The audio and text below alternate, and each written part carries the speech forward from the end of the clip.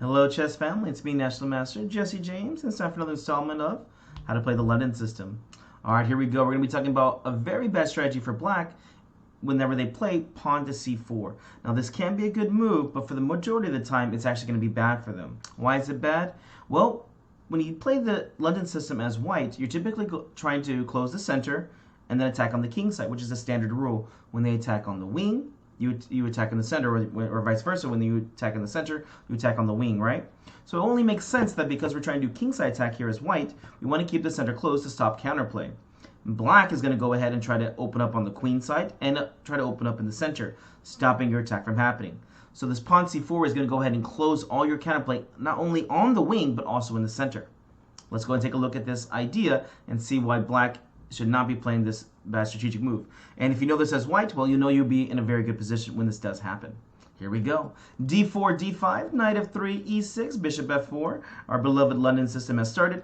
Black plays the good move here, c5, trying to attack the center here and trade off the c pawn for the d pawn. This is the very best way to play. Pawn c3, as we know, whenever you're playing this one, you want to play the pawn to c3 to defend. To be honest, I actually like the move of e3 here better, because most of the time whenever you take back, you're going to want to take back with the e pawn so that you have this pawn chain that's going to be pointing toward the king side. Remember, the pawn chain points to where you should attack at. So c3 gets played. Again, I don't think this is the best move, but it's still a move nonetheless.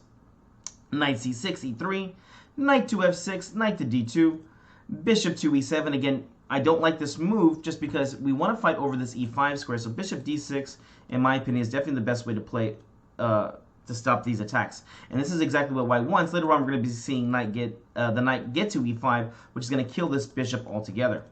All right, it's our London bishop. Where do you put it? Of course, we're going to put it to our best square. We're going to be attacking the h7 pawn, which is the weakness whenever you castle. So bishop d3 gets played.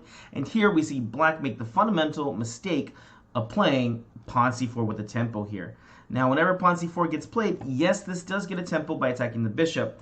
But with that being said, it's not going to allow you to open up this, the queen side with something like c takes d4 at the right time. Don't get me wrong, c takes d4 right now is definitely not the best move. And after e takes d4, white enjoys a good advantage at point 8 here, meaning a good full pawn ahead.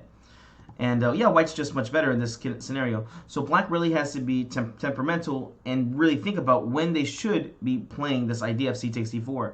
A lot of times people do not like the idea of having pawns that can capture each other. They don't like it. It just weighs on them. But you want to be flexible here and allow this idea to happen. So when black played pawn c4, they stopped from opening up the center. They stopped from opening up the queen side. Theoretically, yes, black will be winning on the queen side. In fact, I don't really see how black could not win on the queen side here. The problem is that when white wins on the king side, which they will because they're going to have all the space advantage that they need, the center is not going to open up, so it's going to be hard to fight them over here. Typically when you win on the king side, you usually end up winning the king. While vice versa, when you end up winning on the queen side, you'll probably win like a pawn or something, but the game continues. All right, so c4 gets played. Where's the best place for the bishop? Hopefully not too hard for you to figure this one out. The bishop just goes to c2. It can go to b1, but that's usually when the rook's on c1 right here, because you just want your rook in the game at that point. So bishop c2 gets played. Castles happens over here, and well, let's go and start our kingside attack. What do you play here as white? It's a fundamental move here. A London system player is going to say it so fast. Knight to e5 here. Remember, when you're playing the London system, there's no need to castle right away. Although you can do this, it is not required. Why? Because you want to keep the options open of pushing your pawns forward. Don't get me wrong, castling can get you into a good game here, but it definitely takes away your ideas. And remember, because the center is closed here, well, you know what? Your king is actually safer in the center here because, well, with the king here in the center, the pawns are all blocking you. Whereas if you did castle kingside, maybe these pawns can be pushed up forward. Well, not really because the king's in front of it, but definitely castling queenside, you can see that this can be happening very fast. In this game, black just handles this very, very poorly and ends up playing knight takes on e5. And here, a very nice move here, pawn takes on e5. This is a very fundamental move here.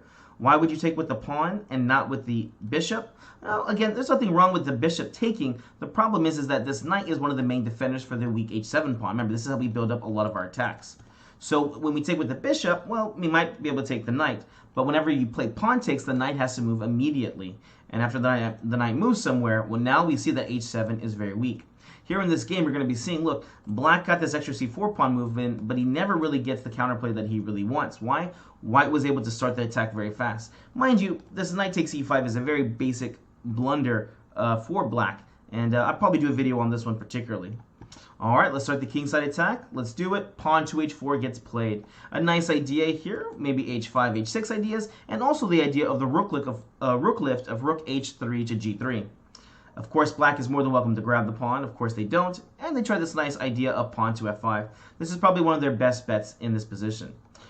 Quick little quiz for you. What's wrong with bishop takes on h4? This is obviously a very, very bad move. What do you play here as white? Hopefully you push pause, hopefully you try to guess it out. Here's simple chess, just queen to h5, and now you see that the rook and queen are attacking on h7, and also a double attack on the bishop. Okay, let's go back to the game, and here we see that black plays f5. This is a very weakening move, but with that being said, it is very necessary. Just looking at this, we see with positional chess, or spatial advantage, white is controlling all the squares on the king side with their pieces. If you don't know what the positional idea is, or space advantage is, it's very simple. All you do is count the squares on which your pieces are controlling. It won't take you too long to see that white is controlling mostly all the squares on the king side, plus black really doesn't have any pieces over there. So black played f5 here, trying to gain some space. The rook is able to be opened up. And here white has a few good moves here to play, but I definitely like the way that white played it in this one. Here, white went ahead and continued with knight to f3. You can see the knight's looking to jump to this beautiful d4 square, and this backwards e6 pawn is definitely going to be a target over here. All right, so knight f3 got played. Black played knight c5, and this is a very good move for the knight, and it actually works with the c pawn very nicely. Again, the bad part is that these pawns are all blockading, and white's already ready for the kingside attack, while black is still trying to create some kind of counterplay. The queenside is definitely not opened up yet. All right, white went ahead and played queen to e2. Black played a5, again struggling to create any kind of counterplay that they can. a4, a3 is quite a bit away, and even if you do get the pawn to a3, maybe I'll just play something like pawn b3, and again I'm going to keep my game closed, meaning I'm not going to allow pawn trades because open files and open diagonals will equal an attack against your king. All right, white continued here, knight to d4, pawn to h6, a very bad move again. Remember, do not make pawn moves where you are weak at, meaning, well, yes, this pawn move was probably played to try and stop counterplay, but it's only going to increase counterplay. Now we have a pawn lever where two pawns can trade for the idea of pawn to g5. All right, white to move. What do you play here to keep spurring this attack? All right, white to move, but we push pause. Here, the very good move is pawn to g4. Remember, you need pawn trades to open up files and diagonals to attack this king. And with this g4 move, it's going to do exactly that. It doesn't matter if you do not take, I will take. So either way, we're going to get some open files here for us. And here, black had the very bad idea.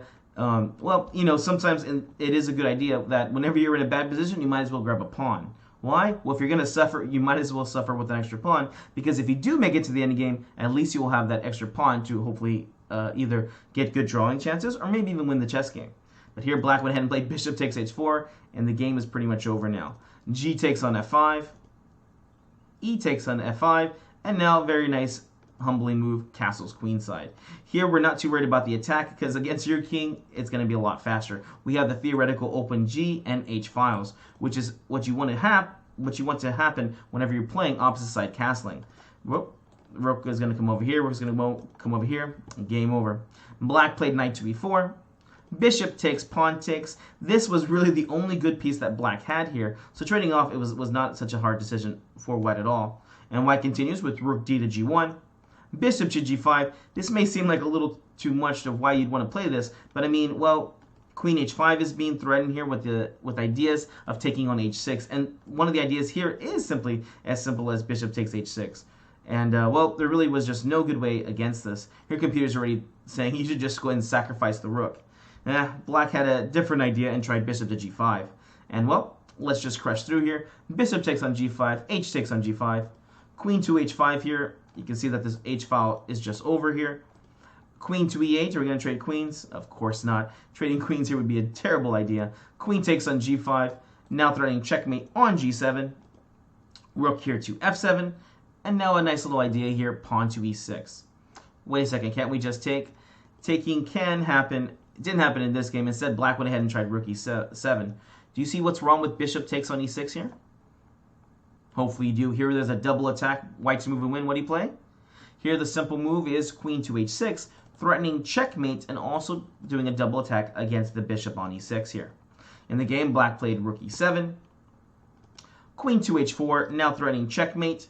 And, well, there is really no good way to stop this. It is now checkmate in 3. Here, black had nothing better. He went ahead and played bishop takes e6. White to move. Can you find the forced checkmate in 2 here? All right, hopefully this one didn't cause you too much problems. Here we simply play queen h8 check, king f7, and queen takes on g7 for checkmate. All right, guys, I hope you enjoyed this lesson. Remember, whenever your opponent plays this pawn move to c4, know that you are in good spirits. Remember, they've killed their counterplay for opening up on the queen side as fast and also opening up the center with the c takes d4 idea. If you're going to be playing black, you need to know when you should be taking on d4. Not right away, but you need to be finding when the good opportunity does arise. All right, guys, we'll see you in the next video.